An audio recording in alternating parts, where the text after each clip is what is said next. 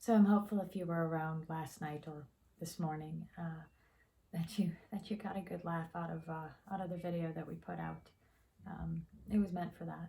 I was hoping to bring a little bit of comic relief to people. I know I needed it 100%. I needed laughter last night. So hopefully that was helpful. Feels like in the last 24 hours, it feels like there's been a lot of news. And all news that I think we were expecting, but I think it's still hard to hear. Even if you're expecting to hear something, just when the reality of it comes to be, it's challenging. So I think, as most people know, the stay-at-home or shelter-in-place order in Illinois got extended through May 31st. Once again, I think it was very much expected. I do agree that it's the right thing, but it's hard to conceptualize that. I also know that Illinois had the highest confirmed cases that it's seen yet in the last 24 hours. I know some of the experts are predicting that we are peaking right now. Some are still saying that we're about a week out. Although they have said, I know Governor Pritzker was pretty adamant that part of the reason that we're seeing more cases right now is not necessarily just because of more cases, but we're testing more than ever. But just a lot of news. So tonight I wanted to talk a little bit about a different topic. I wanted to talk about someone and something that inspired me a very, very long time ago, and I think it's really relevant right now. So I figured I'd take some time and share on that. I got into this business in the very beginning of 2002. Shortly after, a couple of years in, I was at a real estate convention down in Miami. Dangerous city to have a real estate convention in. Admittedly, when I went to go see this speaker talk, I may have had a couple of beverages the evening before and wasn't feeling my best. But the next day, the keynote speaker was a gentleman by the name of Tim Sanders. At the time, he was the Chief Solutions Officer for Yahoo. He now is a incredibly reputable author and speaker, public speaker. And I remember sitting there early in my career, and I remember listening to him.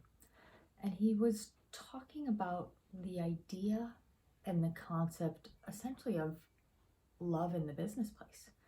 And it was interesting. This was a book. He wrote a book that I still today is one of my favorite business books ever. The book was written in early 2000, if I'm remembering correctly. And it was called Love the Killer App, APP. Now, the thing that I think is so ironic about this is that this book was written before smartphones, before we really talked about apps even. But he still was talking about that. And the book talks about love in the business place. And it was interesting because he really talked about the fact that previously to this, a lot of our businesses dealt with more of a shark and barracuda mindset, kind of under the idea that what I'm working on, what I'm doing is mine, and I don't want to share it with other people because I don't want them to take my ideas and my strategies and run with them. I want them just to be mine so that I can be successful in myself. And what Tim Sanders stated was he thought that this was all wrong. He thought that this mentality would actually drive us to a less successful route than if we said, hey, here are some of my ideas. Do you want to talk about yours? And if we help those around us, if we show compassion, and if we share our ideas and our thoughts with others in our business, well, realistically, if we make those around us successful, then naturally we will be successful as well. So it's kind of the idea of bringing love into the business place, love and compassion and sharing and collaboration. In a time before collaboration was the buzzword of the year. And I remember hearing that at the beginning of my career, and I remember really identifying with it. Like it felt natural to me. It felt like what the way I wanted to run my business. And for the last 16, 17 years, however many years it's been, I have put a lot of that into my business. And in fact, in the book, he terms this kind of these people as Lovecats, kind of sharing this collaboration and this love and getting out there and working together with colleagues and clients and everybody.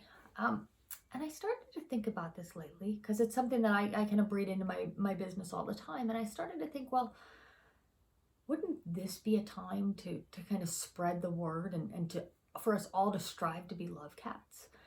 Shouldn't this be a time that especially we should put aside our differences? This isn't a time that we are going to excel at being at war with one another.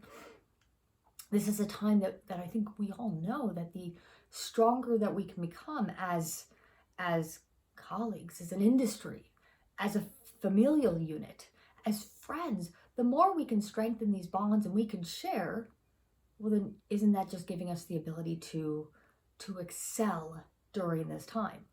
And I really started to think about that is saying, how do I become even more of a love cat during a crisis? And then I started to think, okay, well, there's things that I can do. I could reach out to more people. I could find out how I could help. I mean, help could be somebody that maybe hasn't been able to get gloves or a facial mask, or help could be somebody that lost a job that maybe needed me to keep an ear out for other people that are looking to hire. There's a lot of different ways help can be. Help could be checking in on somebody that you know is struggling a little bit more emotionally. There's so many ways right now that we can help one another. There's so many ways that we can be love cats to one another. And I guess I wanted to bring that awareness. I've talked about collaboration before, especially within the industry, but I wanted to go deeper than that. I want to challenge you. I'm going to challenge myself, but I want to put it out there to you. I want to challenge you to become a love cat. I want to challenge you to dig deep within yourself, to find ways to put love out there for others, whether it's for a colleague, whether it's for a friend, whether it's for a family member, whomever you can. I would inspire you to do this. And the reasons that I think that we should be really tapping into this is a few. I mean, I think that realistically we are stronger together, and I think we will get through this better if that's the case. But I also think most people are fairly surprised with how doing this for others, by bringing love, collaboration, and ultimately success to others, that helps us. That helps us to thrive in a difficult time. So, on that note, I want to challenge you to be a love cat in whatever capacity moves you to be it. I would also encourage you to read the book, Love is the Killer App. Love the Killer App, sorry, is in there, by Tim Sanders. If you want the information, I can send you a link for it. Heck, I'd even buy it for you. Just reach out to me. It's a moving book for me. So on that note, be kind. Be kind to one another. Be kind to yourself. Take care of one another. Take care of yourself. Be a love cat. Be responsible in your social distancing. We are doing well. It still feels like we can do better. And we can. There's still a lot of lives being lost. But I am excited to be in this with you and to be getting through this with you, because we are stronger together. So have a wonderful evening. As promised, I am committed to be back here tomorrow night.